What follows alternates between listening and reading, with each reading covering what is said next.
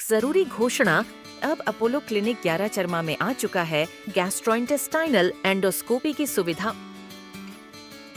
यह सेवा सोमवार से शनिवार सुबह 8 बजे से दोपहर 2 बजे तक दी जाएगी। गैस्ट्रोइंटेस्टाइनल एंडोस्कोपी एक ऐसी प्रक्रिया है जिसमें डॉक्टर एक पतली ट्यूब के जरिए आपके पेट और आंतों के अंदर झांकते हैं। यह ट्यूब एक कैमरे से जुड़ी होती है जिससे डॉक्टर आपकी पाचन नली की समस्या को देख और समझ सकते हैं। ये प्रक्रिया पेट और आंतों की प्रॉब्लम को जल्दी और सही तरीके से पहचानने में हेल्प करती है, जिससे इलाज आसान हो जाता है।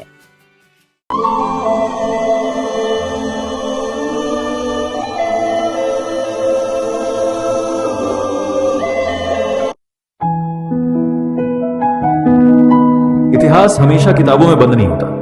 कभी कभी इतिहास हमारे सामने बैठा होता है, हमारी बात सुनता है और बिना कुछ कहे हमें रास्ता दिखाता है। नानकौरी द्वीपों में एक ऐसी ही शख्सियत है जो आज भी हमारे बीच है। उनका नाम है रानी फातिमा। 1 जनवरी 1926 रात का समय। मलक्का गांव, जिसे आज चैंपियन कहा जाता है। समंदर शांत था, हवा धीमी थी। उसी रात एक बच्ची पैदा हुई। किसी ने नहीं सोचा था कि यह बच्ची एक दिन पूरे नानकौरी की पहचान बनेगी। उसका नाम रखा गया फातिमा। फातिमा किसी आम घर में पैदा नहीं हुई थी। उनकी मां थी रानी लक्ष्मी और उनकी दादी थी क्वीन इस्लॉन। यह परिवार हमेशा से लोगों के साथ खड़ा रहा है। यहां रानी बनने का मतलब राज करना नहीं, सेवा करना था। क्वीन इस्लॉन वो रानी थी जिन्होंने बिखरे हुए द्वीपों को एक साथ जोड़ा। लोग उनकी बात दिल से मानते थे।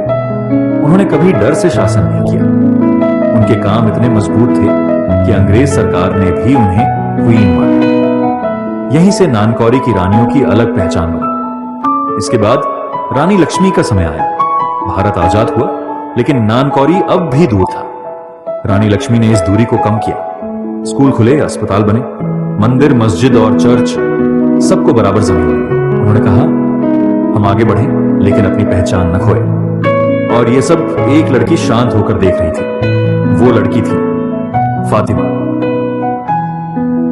1989 में रानी लक्ष्मी नहीं, लोगों के मन में चिंता थी, लेकिन फातिमा धीरे धीरे आ गई। कोई बड़ा ऐलान नहीं, कोई दिखावा नहीं, बस काम। आज रानी फातिमा नानकौरी की तीसरी रानी है। वो ताज नहीं पहनती, लेकिन सब उनका सम्मान करते हैं। वो 9 बच्चों की मां है और पूरे नानकौरी की मां जैसी मानी जाती है। जहां झगड़े होते हैं वो बैठकर बात करती है, जहां परेशानी होती है वो साथ खड़ी रहती है। रानी फातिमा ने अपनी जमीन लोगों के लिए दी।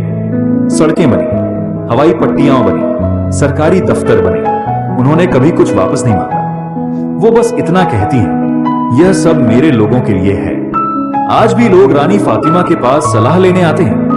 उनकी बेटी रानी आयशा, उनके बेटे प्रिंस राशिद और अगली पीढ़ी इसी रास्ते पर चल रही है। सेवा, एकता, जिम्मेदारी। 1 जनवरी 2026 रानी फातिमा अपने जीवन के 100 साल पूरे कर रही है। यह किसी बीते समय की कहानी नहीं, यह एक जिंदा इतिहास का सम्मान है। एक ऐसी रानी का जो आज भी अपने लोगों के साथ है।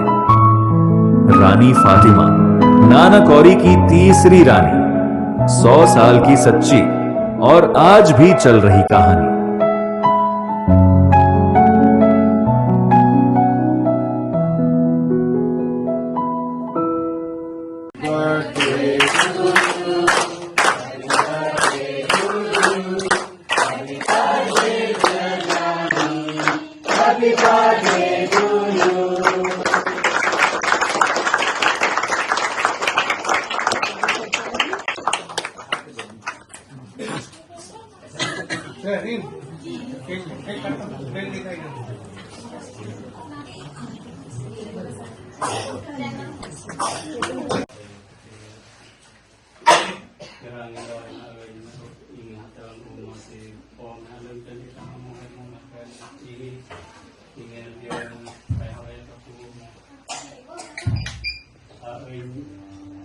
niệm trợ tu sám như